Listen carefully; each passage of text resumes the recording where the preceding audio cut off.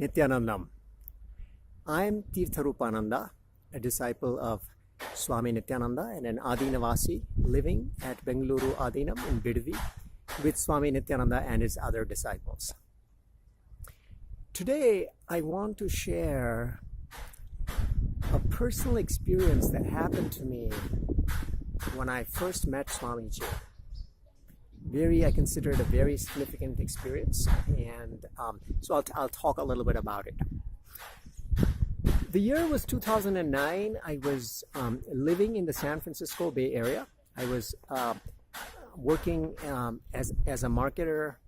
Actually, I had just been laid off from a job a couple of weeks ago, and Swami Nithyananda was visiting the Bay Area. I had seen some flyers talking about his visit, and I had known very little about him, but I was kind of in an exploratory phase, and I was looking to meet masters. And I went to see Swamiji. I saw him deliver a discourse on the Patanjali Yoga Sutras the first day. I went back again, and I attended a second day where he also delivered the next sutra in the Patanjali Yoga Sutras. Is definitely finding him very interesting, very compelling. I went back the following day and I attended a day-long Kalpataru program. All 3 days were amazing. I loved it. And for the following 2 days, Swamiji was offering a Yogam program. It's a 2-day Yogam program, and the cost for registering for the program was $750.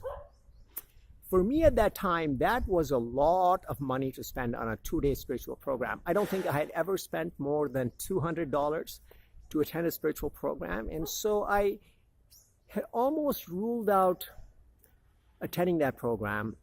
And so that night I was at home and I was surfing the web, and I probably spent a couple of hours on the web. And I came across this site. It was a devotee of Baba Nithyananda. Baba Nithyananda was a different guru from Swami Nithyananda. He was much earlier.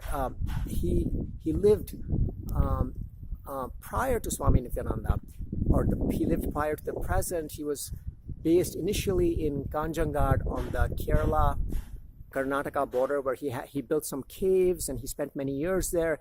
And then he also built an ashram in Ganeshpuri outside Bombay, which is now known as Mumbai.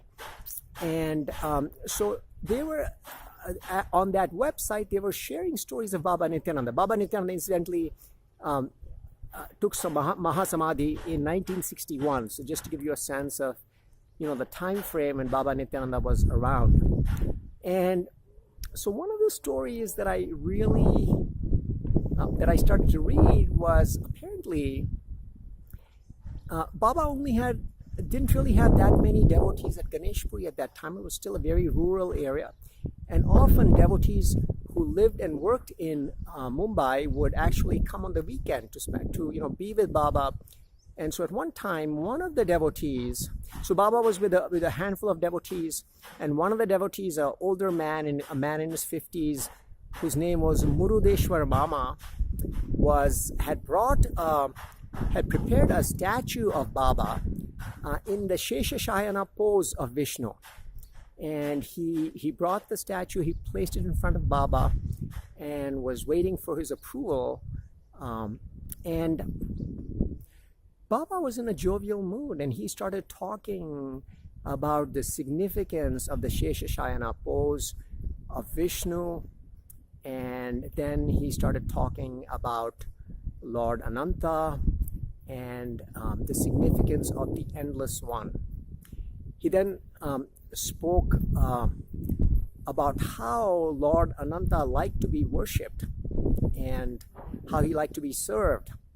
And he said that what Lord Ananta liked most of all was to be served a 14-course meal on the day of Ananta Chaturdashi. And then Baba launched into an elaborate description of each of the courses and how they were to be prepared and how they were to be served. What was unusual was Baba was a very simple man and very rarely was into any kind of opulent service or seva. but somehow, so he was really sort of sharing something that he had never, that people were not typically used to. And he said that when Lord Ananta was served this 14-course meal, he was satisfied that with the worship and the devotion of the devotee, and it was clear to him that the devotee had surrendered to him. And then Baba suddenly turned to Murudeshwar Mama and said, "Muruda, will you serve him this meal?" So Muruda Mama, a man of modest means in his 50s, was taken aback by this question and immediately blurted out, "But Baba, I'm a poor man." And literally, as soon as these words came out of his mouth, he realized that that was the wrong response to Baba's question. What he really should have said was, "Baba, with your blessings, I will serve this meal." And so at that Ananta Chaturdashi, nobody knows how Muruda Mama did it, but he and his family put together this elaborate 14-course meal for all the devotees at Ganesh Puri. And they served this amazing celebration that everybody really remembered and very strongly felt the devotion and the presence of Baba and Ananta. And in fact, every year since then, Muruda Mama, as long as he was alive, made it a habit of celebrating Ananta Chaturdashi with this elaborate meal.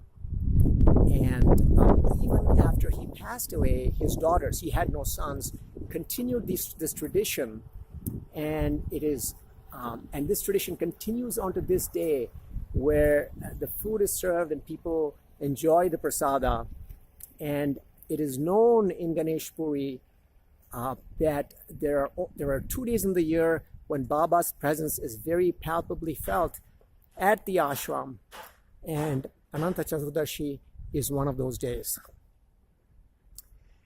When I read the story, I was almost in tears, and I intuitively knew that there was no question that I would be attending the 2-day Yogam program with Swami Nithyananda. It was really my privilege to be able to attend this program, and with Swamiji's grace, I would manifest it. So the following day, I was registering. Mysteriously, I got some kind of discount on the program, and I really enjoyed a fabulous 2 days where Swamiji led the 2-day Yogam workshop. Wonderful. I feel sometimes Swamiji is at his best when he leads a yoga workshop. I haven't really, in fact, I think that may have been the only yoga workshop or of that length and that depth that I've actually attended with Swamiji directly.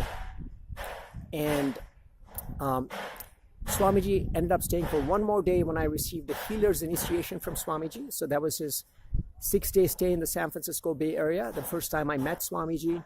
And in about 2 weeks from then, I found myself on my way to Bidadi to attend a 3-month program with Swamiji. So really, I was able to get into this reading the story put me in a space of possibility for continuing to build my connection with Swamiji when I had just met him initially, and helped me really go much deeper from there when I decided to come to Bidadi and attend the 3-month program. I've had a wonderful run, which I continue to have a beautiful time with Swamiji as an Adinavasi here at Bengaluru Adinam. And for those of you that would like to experience something like a deep connection with a guru, like the one I've just described, I invite you to attend Mahasadashivoham. Mahasadashivoham program is a 25-day program that runs December 16th to January 9th of 2018. And if any of you are having any obstacles to manifesting Mahasadashivoham, please leave a comment below this video and include your email address. I will be sure to follow up with you and schedule some one-on-one time to help you overcome these obstacles and manifest Mahasadashivoham. Nithyananda.